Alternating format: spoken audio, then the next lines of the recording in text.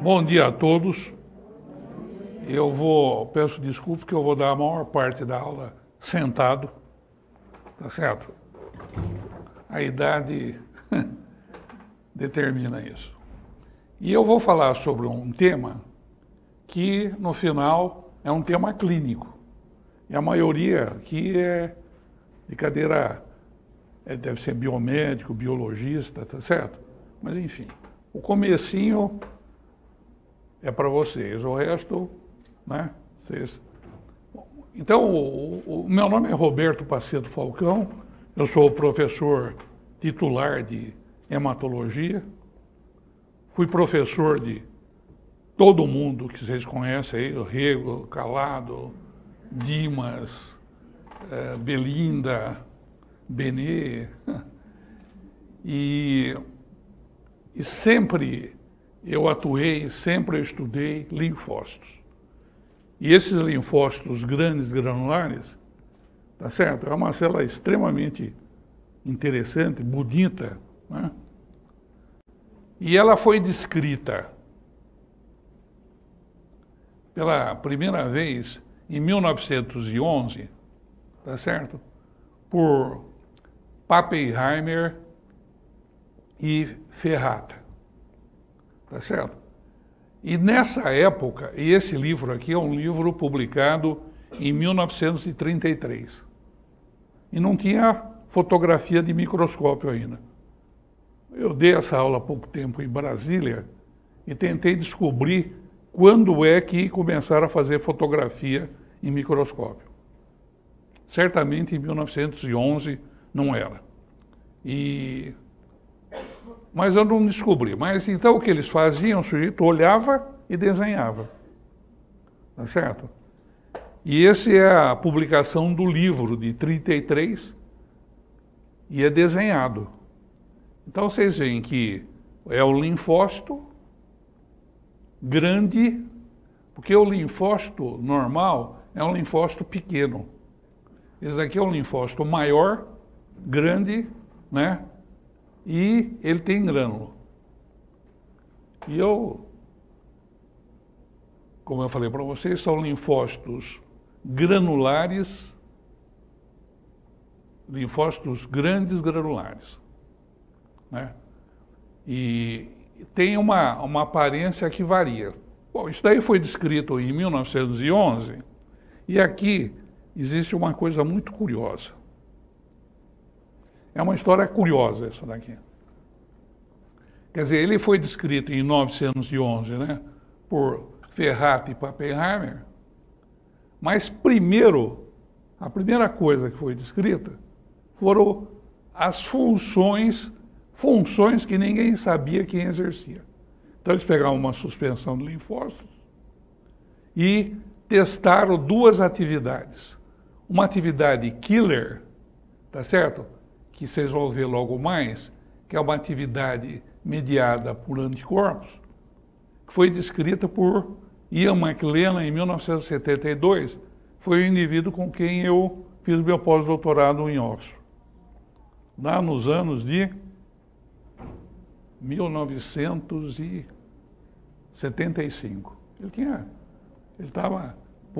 acabado de publicar isso. E foi a tese, aliás, de doutorado dele, de PhD. E em 1975, o Haberman, ele descreveu uma outra função chamada NK, que um linfócito ele destruía células-alvos não recobertas por anticorpos. A K tinha que ser recoberta por anticorpos, certo? É a função ADCC. E o Haberman em 75. Só em 1981 que eles mostraram que o LGL era o responsável pelas duas funções. E era uma mesma célula que era capaz de fazer as duas coisas. Que vocês vão ver logo qual é. Bom, e aí,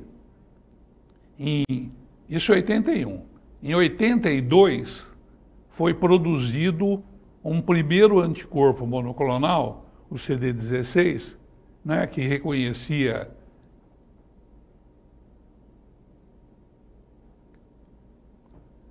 que reconhecia o receptor FC de IgG, tá certo? Que era o importante para a atividade K.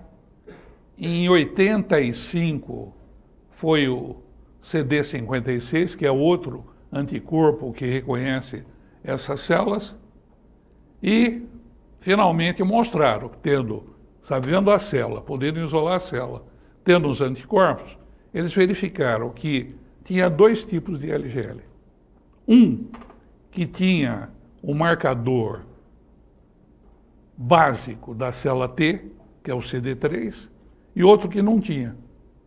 Então esse daqui era o chamado TLGL, o que tinha, né, o marcador.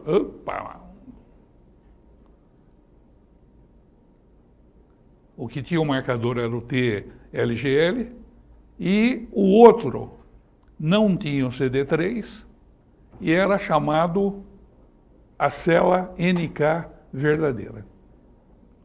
Tá certo? Então tinha a célula TNK e tinha a célula NK verdadeira. Aqui agora eu estou confundindo. Bom, essas são as duas células, então. Quer dizer, existe uma célula que tem o CD3, tem os marcadores, tem o 16, depois descreveram o 57 também, tá certo? Essa é a TNK. E a outra, ela tem os mesmos marcadores e não tem o CD3. É o LGL-NK. Então, para frente é aqui embaixo. Bom, e todo mundo tem LGL? Todo mundo tem LGL. Você vai olhar uma lâmina, você encontra lá uma certa quantidade. E o número médio de LGL no sangue periférico é mais ou menos o quê? 10%. Sabe-se que essa célula origina-se da célula CD34 positiva da medula óssea. É outro dado. E existe muita confusão se ela amadureceria apenas na medula óssea ou se ela migraria para outros locais. E parece, tá certo, estudos bem recentes, que existem precursores ainda, não a célula madura, célula precursora um pouco diferente daquela da medula óssea, né? Elas são encontradas no tecido linfóide associado à mucosa, em linfonodos, em tonsílias, no timo, no útero e na decídua. Tá certo? No útero isso é encontrado. Nós estamos em 1900, deve ser mais ou menos no início da década de 90, eu orientei uma tese que nós estávamos querendo saber se o timo tinha alguma influência ou não na formação da célula NK. E nós tínhamos aqui um modelo, né, clínico espetacular, que é o seguinte: essas crianças que nascem com defeito cardíaco, tá certo? Eles fazem uma cirurgia para correção. Só que o timo fica aqui, ó, na frente. E não tem jeito de empurrar para lá, empurrar para cá para fazer a cirurgia. Então eles vão e retiram o timo. Então eu tinha um grupo aqui, grande, de crianças timectomizadas. O Gil, que é outro colega nosso, companheiro aqui do Benê, ele já tinha estudado essas... Do Benê, eu falei. Tinha já estudado essas crianças com relação à formação de células T. E mostrou que a criança que tirava o timo antes de 1 ano de idade, né, precocemente para fazer a cirurgia, ele tinha uma menor produção de células T. E Já tive tanto orientado que eu já esqueci. Bom, enfim. Ela estudou as células NK. Tá certo? O que acontecia dessas crianças com relação às células NK. E mostrou também que em crianças onde o timo foi retirado com mais de 1 ano não acontecia nada. Mas naquelas que tirava antes, surpreendentemente, o que acontecia é que tinha um aumento de células NK e um aumento acompanhado do aumento da função das células NK. Então, como se o timo exercesse uma certa função repressora. Já até o final da aula eu lembro quem foi que fez isso. Nós publicamos no exterior e ela, logo depois disso, ela foi fazer um pós-doutorado nos Estados Unidos e mora lá. Por isso que eu esqueci o nome dela. Bom, isso é tudo para contar a história. Então, olha, a função que o McLennan descreveu, a função killer, tá certo? Era uma célula K, que ele chamou de K. Ela tinha receptores para FC de IgG, quer dizer, o CD16, tá certo? E ela reconhecia células-alvo, tá certo? Antígenos de célula-alvo revestidos por anticorpos, reconhecia essa porção FC aqui. Bom, o Júlio Voltarelli, tá? O Julinho, que ele foi meu primeiro aluno de doutorado. E nós estudamos isso, a atividade das células K, tá certo? Bom, e olha o que acontece. Aqui, o sujeito foi lá e incubou e tirou uma fotografia de uma célula-alvo revestida por anticorpo, tá certo? Na época, o pessoal trabalhava com uma linhagem chamada Schang Cells. Schang. O Julinho trabalhou com hemácia de galinha revestida por anticorpo de, acho que coelho anti-hemácia de galinha, tá certo? Então, antes de arrebentar, a célula K, ela se aproxima da célula-alvo e libera perfurina. E isso é a membrana da célula-alvo. A membrana da célula-alvo. Tá certo? Tá vendo? Enche de furo. Enche de furo, entra água, bum! Osmose. E ela arrebenta. Ok? A atividade NK, ela faz a mesma coisa. Bom, isso daqui é mais conhecido de vocês, mas a célula NK, tá certo? Ela tem receptores capazes de reconhecer antígenos, tá certo? Numa célula. Não é um receptor só, são inúmeros receptores, reconhecem inúmeros antígenos, tá? E ela possui também um outro receptor que ele inibe a matança, o assassinato. É o chamado receptor, né? O receptor inibitório da lesão. Do killer. É o chamado KIR. Esse receptor, ele reconhece na molécula alvo um ligante do sistema de histocompatibilidade maior 1. Quando ele está presente, esse manda destruir. Esse fala, não destrói não.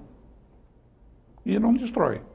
Graças a isso que essa célula não sabe, não acaba o que matando todas as nossas células normais.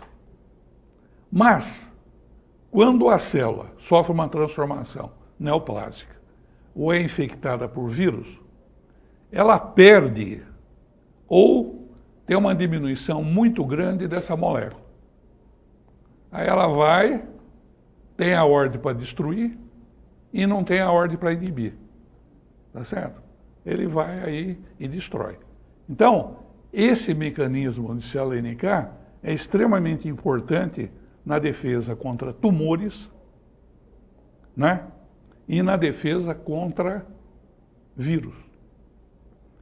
E vocês vão, quem está acompanhando aí o desenvolvimento da ciência, isso está sendo usado agora para tratamento clínico, tá certo? Para tratamento clínico. É uma técnica do CAR, né? Extremamente trabalhosa e extremamente promissora. Bom, esse daqui foi um trabalho feito no nosso laboratório por um aluno de iniciação científica, onde nós fomos estudar a distribuição das diversas células, mas a NK, nós vimos que tinha muito NK no sangue, isso é em rato, e no baço, e muito pouco nos outros locais. Tá certo?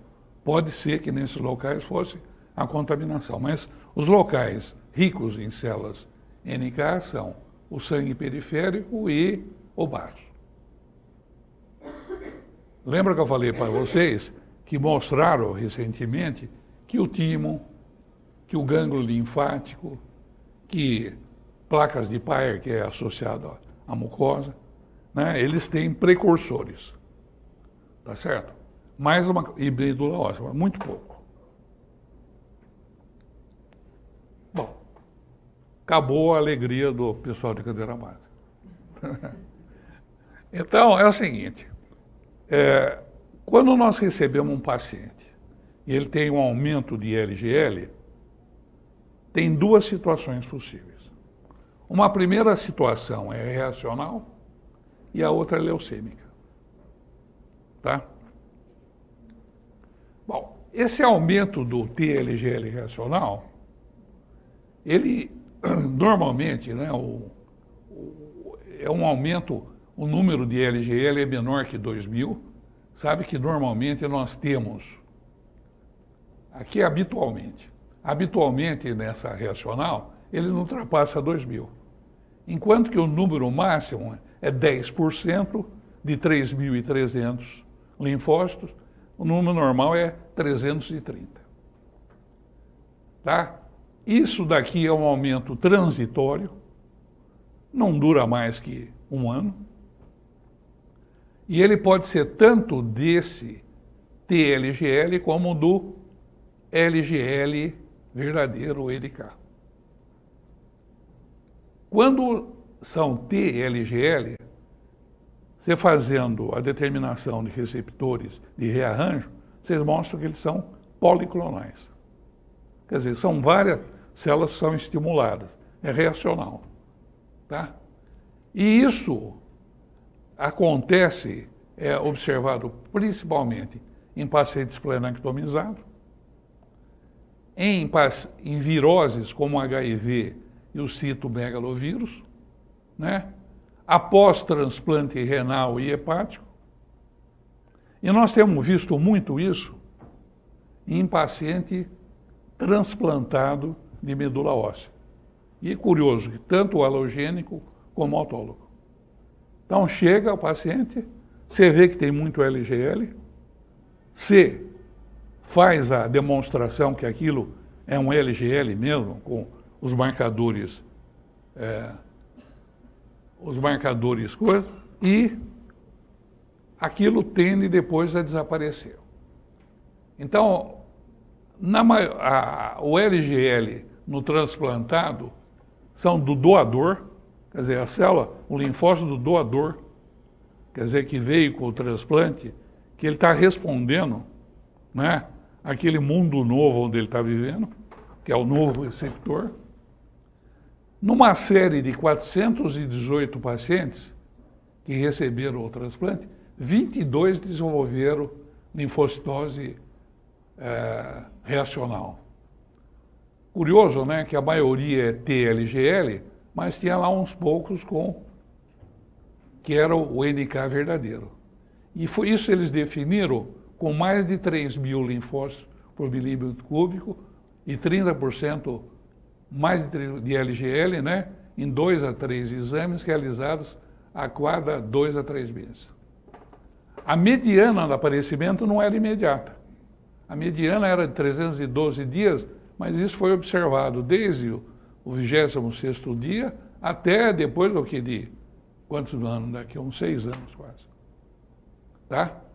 O imunofenótipo predominante, então, era uma célula T, era CD8, CD57, e eles verificaram que tinha 3 fatores associados a essa linfocitose.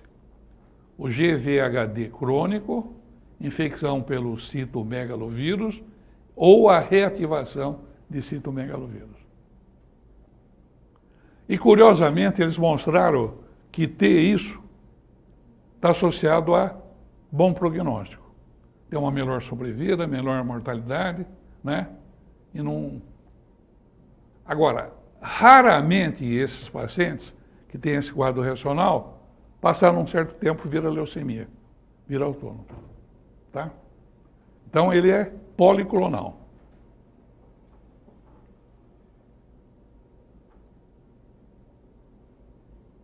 Aqui. Bom, talvez não dê para ver, mas é para mostrar que quem tem LGL tem uma melhor sobrevida, tem uma menor taxa de recaída e tem uma, enfim, tem uma menor mortalidade relacionada à não recaída e menor taxa de recaída. Daqui está complicado, viu? Ok. Agora, então, tem o reacional e tem as leucemias. E aí tem 4 tipos, tá? Uma, que é a mais comum, que é o T, a leucemia de TLGL, quer dizer, aquela que tem o CD3, indolente. Sempre ela é caracterizada por mais de 2.000 linfócitos large granular por milímetro cúbico, persiste por mais de 6 meses, e elas são negativas para o EBV vírus. Tem uma correspondente a essa, a mesma coisa. Só que ela é extremamente agressiva, funciona, ou ela tem um quadro clínico de leucemia aguda, é rara, não está incluída na classificação da Organização Mundial de Saúde, e não tem o EBV vírus.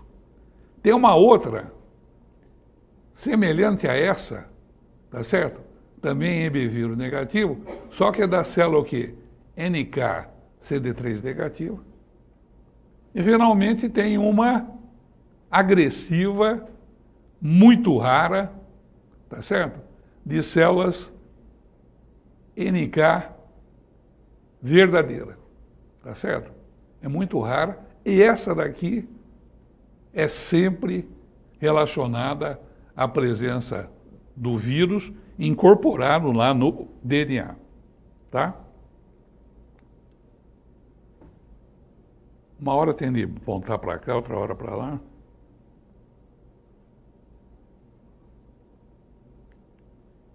Bom, olha, isso daqui é uma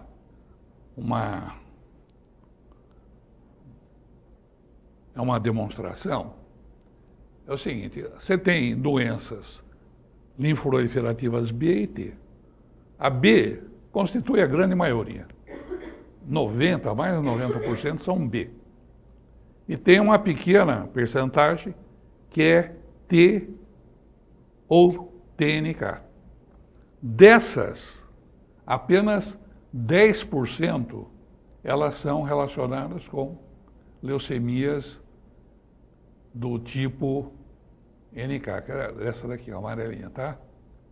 Então, é isso daqui que nós estamos descrevendo para vocês, é uma situação rara dentro da hematologia. Não é frequente. Bom, esse quadro aqui é terrível, né? Eu vou só pensar algumas coisas aqui. Então, eu falei aqui da reativa, tá? Com que ela é policlonal e todas, essa aqui, o TLGL, tá certo? Lembrar que eles têm uma associação muito forte com artrite reumatoide, é uma proliferação clonal e esses pacientes têm uma sobrevida longa, maior que 10 anos, às vezes sem tratamento. Quer dizer, é bom ter isso. É uma doença extremamente... Ao contrário, tá certo? Aquela... não, desculpa. A crônica, a DNK verdadeira, também ela está associada com doenças autoimunes e também tem um bom prognóstico. A diferença, para você diferenciar essa dessa, as duas, a célula é igualzinha. A diferença é que essa tem o CD3, essa não tem. E a hora que você faz o rearranjo, você mostra que essa está rearranjada, essa não. Tá? O problema é separar essa, que não tem rearranjo, da policlonal. Tá? Aí tem as duas formas agressivas que eu falei para vocês. Tem o TLGL, tem mau prognóstico, tá certo? E tem o NK verdadeiro, né? Tem também um péssimo prognóstico e essa está associada com EB-vírus. Aqui mais ou menos repete as coisas e dá uma ideia aqui um pouco da idade, né? Essa indolente aqui, o T, a idade média é 60 anos, essa daqui a idade é a outra é 39, o TLGL agressivo, rara, é 41, aqui 58. Quer dizer, é todo mundo mais velho. Vocês estão mais ou menos livres, com exceção do BD. Tá certo? Olha, tem uma revisão excelente, que é essa daqui, do Blood Reviews. Bom, então vamos falar sobre cada uma delas. Gil, você já perdeu uma referência à sua tese. Bom, a leucemia de células T grandes, o TLGL, lembra, a definição é mais de 2.000 por 6 meses, o imunofenótipo habitual é esse daqui, quer dizer, uma célula TCD8, esses daqui são os marcadores de NK, elas possuem, né, substâncias que provocam a lise, como eu mostrei antes para vocês. O TCR é clonal, tá? É EBV negativo e quase sempre são assintomáticos, mas... Bem, então aqui a idade é um pouco diferente, mas olha, não tem preferência para sexo, é uma das poucas, porque sempre a preferência é para o masculino, né? Infecções são raras, mas olha, 40% dos casos aqui tem artrite reumatoide. E às vezes você acaba descobrindo, o sujeito vai no reumatologista, né, por causa disso.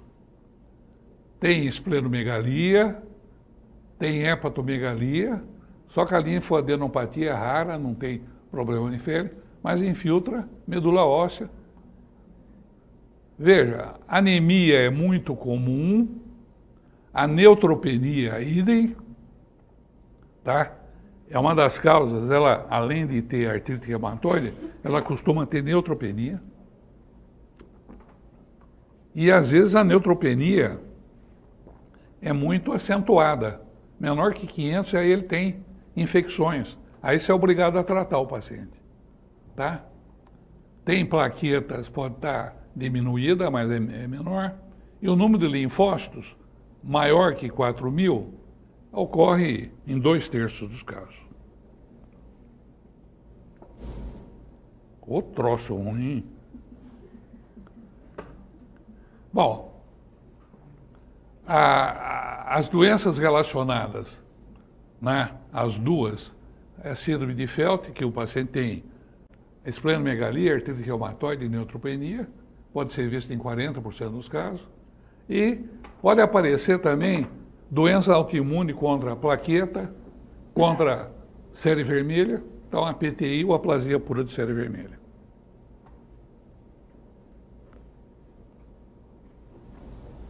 Acho que agora não vai mais, né? Como é que é? Agora acho que parou, hein?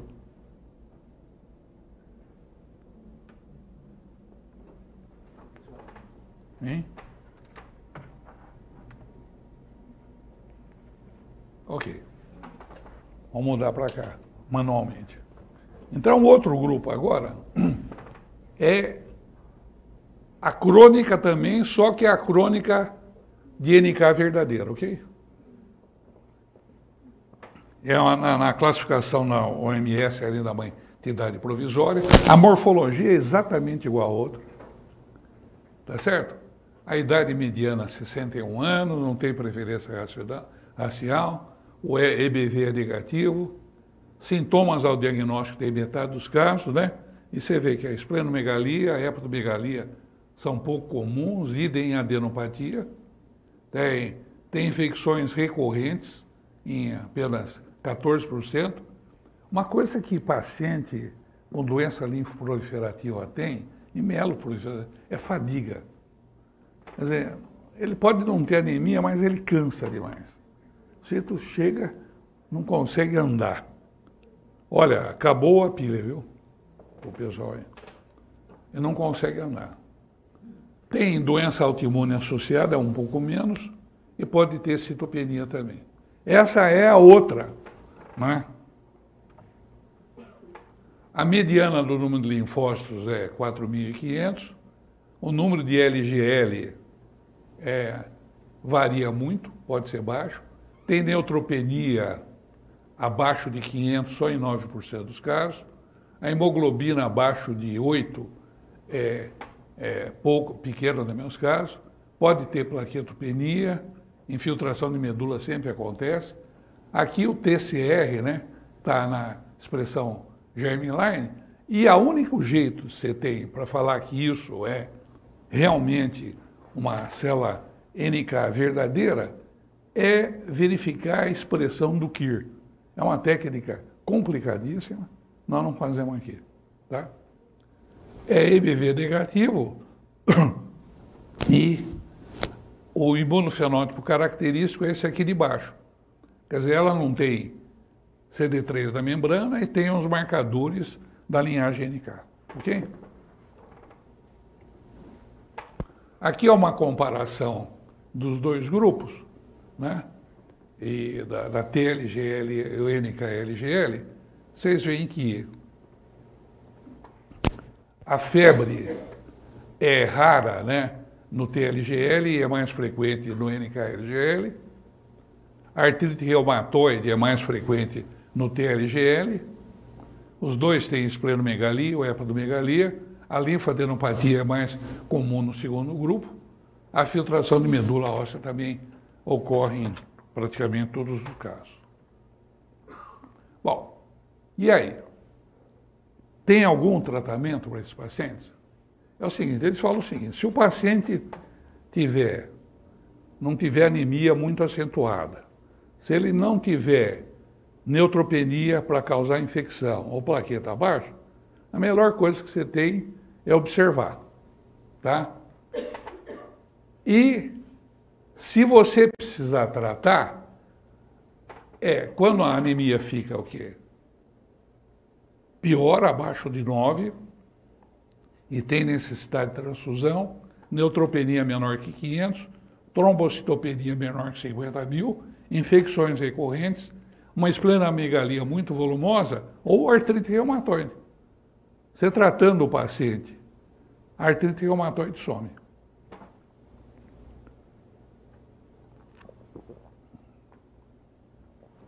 E como é que trata? Eles mostraram que ser agressivo não adianta, chope e tal. O metotrexato é o mais recomendado, tá certo? ele pode ser usado por muito tempo. A ciclofosfamida, ela tem a vantagem de, o paciente responde bem, só que você precisa limitar o uso dela no máximo 1 ano. A ciclosporina responde, mas costuma recair. E ainda tem análogos da purina e anticorpos monoclonais. Aqui eu falo alguma coisa, você vê, o betrexato, a resposta ocorre em 40% dos casos, pode recair e você pode usar isso para muito tempo.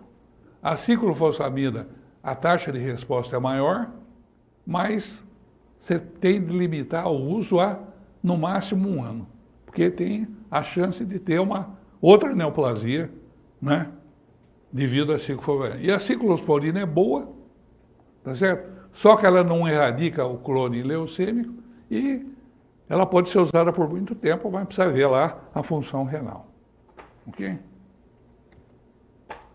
Bom, agora vamos para as agressivas.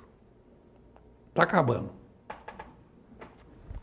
Então, uma agressiva é SNK verdadeira. Essa tem até um código na OMS. É mais comum na Ásia, pacientes jovens e adultos. Ela apresenta com sintomas sistêmicos graves, anemia, febre, manifestação hemorrágica, perda de peso. Pode ter linfadenia, hepatoesplenomegalia, não tem lesão na pele e o curso é agressivo e o prognóstico é desfavorável. Bom, isso daqui é a japonesada que tem muito isso e publica muito.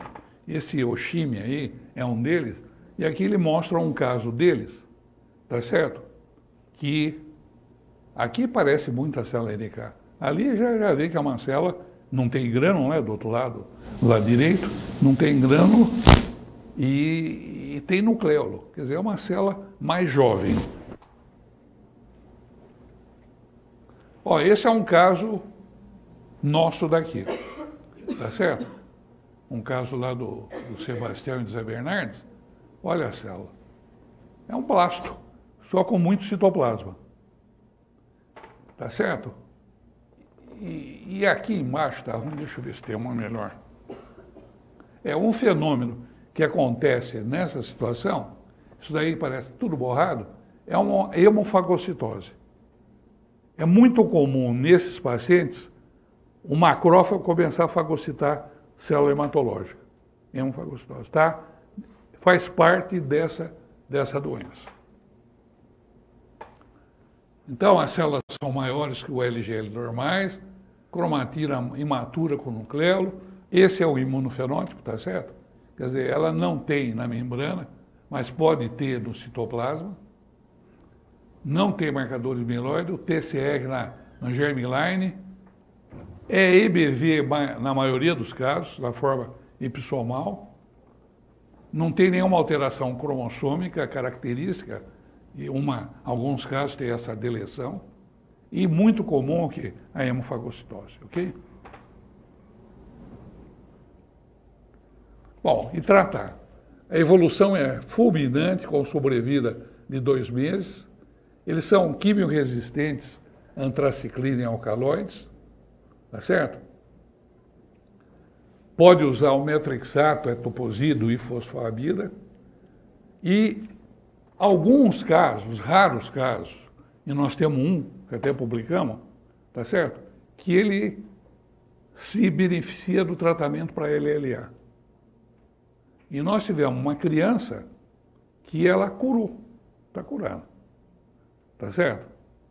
E aí, incluindo o tratamento, fazer a profilaxia do sistema nervoso central. Bom, agora é a outra mais rara ainda. A mais rara ainda. Essa fotografia aqui é de um caso nosso, tá certo? Que nós publicamos. E publicamos em 2007. Vocês veem lá, tem um... Está aqui já o apontador ou não? Não. a direita tem um bastonete ou segmentado e a esquerda e a direita a célula desse paciente. Ela é rara, não incluída, a idade mediana é 42 anos, tem citopenias, anemia é frequente, tem sintomas B, tem hepatosplenomegalia volumosa, linfadenomegalia, o imunofenótipo, tá vendo? É a célula CD3 positiva, tá? Tem rearranjo do TCR, tem 6 publicações só na literatura, uma é nossa, tá certo? E o tratamento é feito com CHOP ou regimes para LLA. O nosso paciente, nós tratamos, morreu. Dos 13 pacientes, onde o nosso está incluído, eles observaram remissão em 4 e 9 mortes. Os outros, a maioria morreu. Quer dizer, a mediana de 3 meses. Ok? Bom, vou tentar levantar agora. Vocês veem o seguinte, isso aqui mostra a sobrevida das células NK agressivas, essa daqui, num grupo de doenças NK. Vocês estão vendo que essa nossa agressiva aqui é o pior prognóstico, olha, tá vendo aqui? No outro, e aqui, tá ruim, né? Eu não consigo ler o que está escrito aqui, mas se você for ver das células, entre as células T, a da NK tem uma sobrevida muito ruim, deve ser essa amarela aqui.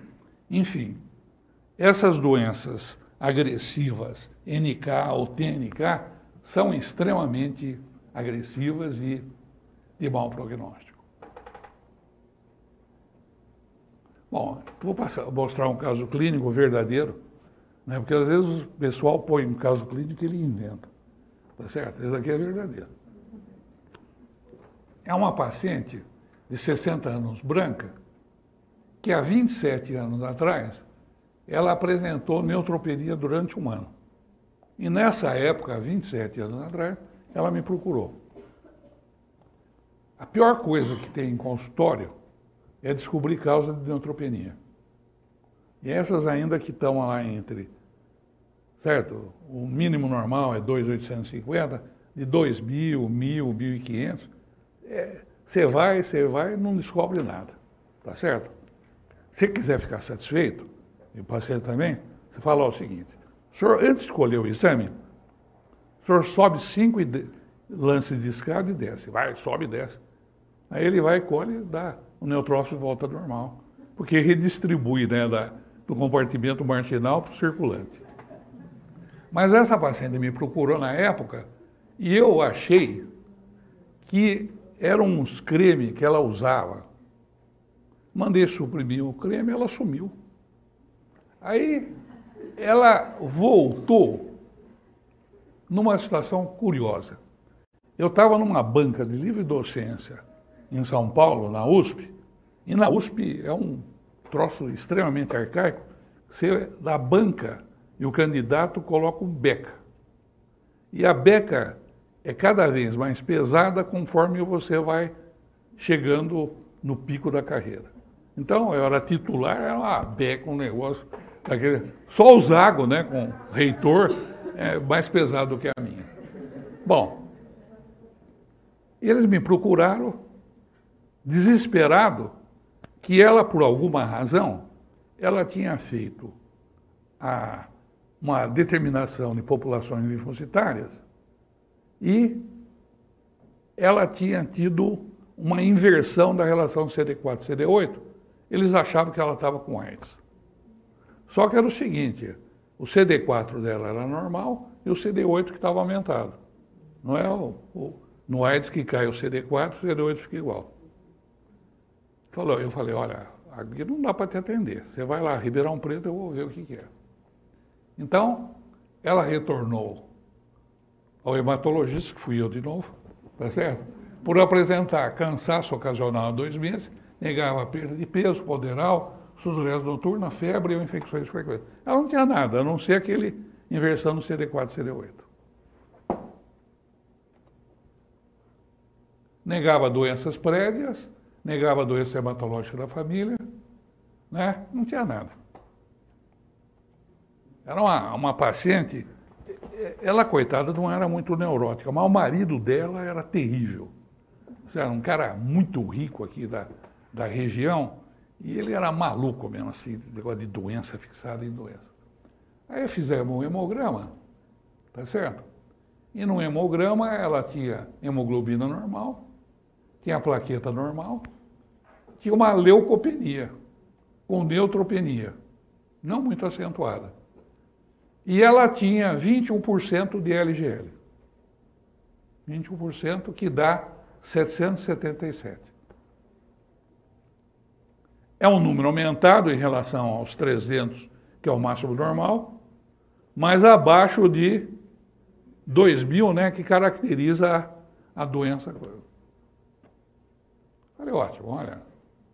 E aí eu fiz a imunofenotipagem. Não, ó a célula. Tinha 20 e pouco, era bonitinha, não. Ó.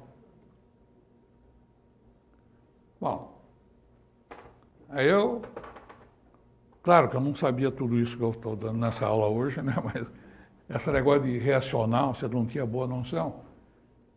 Falei, olha, a senhora tem 5 hipóteses. Ou isso é uma proliferação LGL reacional.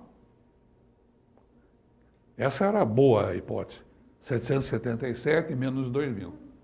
Mas pode ser uma leucemia TLGL. Vocês vão ver quando vocês pegam a TLGL, tem lá um grupinho que é baixo, por muito tempo. A senhora pode também ter uma doença linfoproliferativa crônica de células NK, tá? E provavelmente, né, pela evolução clínica e tal, não deve ser nenhuma dessas duas agressivas aqui. Ela estava bem, a mulher, hemoglobina normal, plaqueta normal, não é certo? Aí eu fiz a imunofenotipagem. E deu o quê? Ela tinha CD3, CD8, e ela tinha uma população CD3, CD8, fraco, 56, 57 e o 16 era negativo. Ela tinha lá. Aquilo que a gente via de célula LGL era a característica típica de célula TLGL. Então, sobram 3 hipóteses. Né? A primeira hipótese, proliferação LGL reacional. Uma TLGL, menos provável. E a TLGL agressiva e tal, a evolução era incompatível. Aí o que nós fizemos? Fizemos o rearranjo, né, da cadeia gama do TCR e ele foi o quê? Positivo. Conclusão, aquilo era clonal, não era reacional. Então era um TLGL CD3+. Você vê, aí que nós estamos unindo, né, o conhecimento teórico ao caso clínico verdadeiro. Bom, aqui repetindo o que é o TLGL, né? Tem muita esplenomegalia, infecção recorrente, ela não tinha nada disso quase, não tinha nada.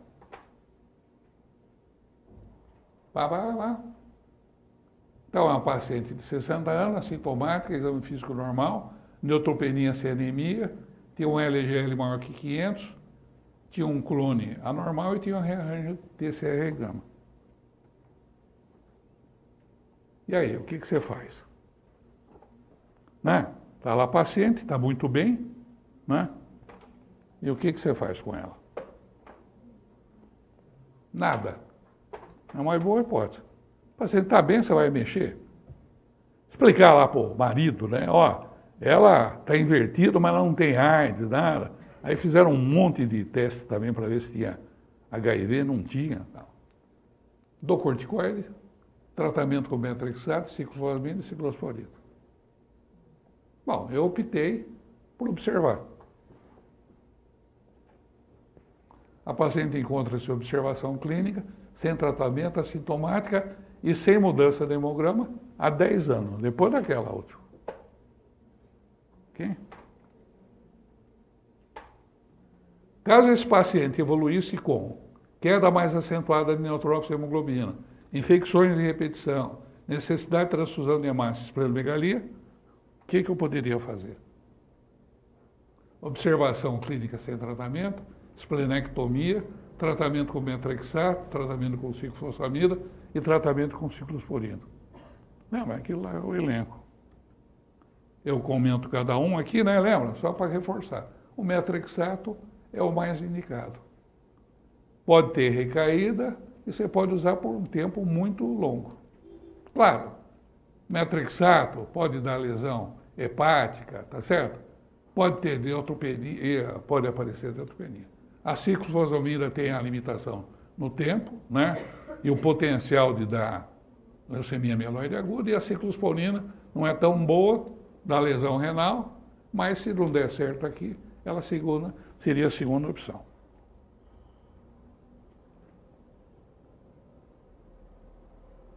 O que eu fiz aqui?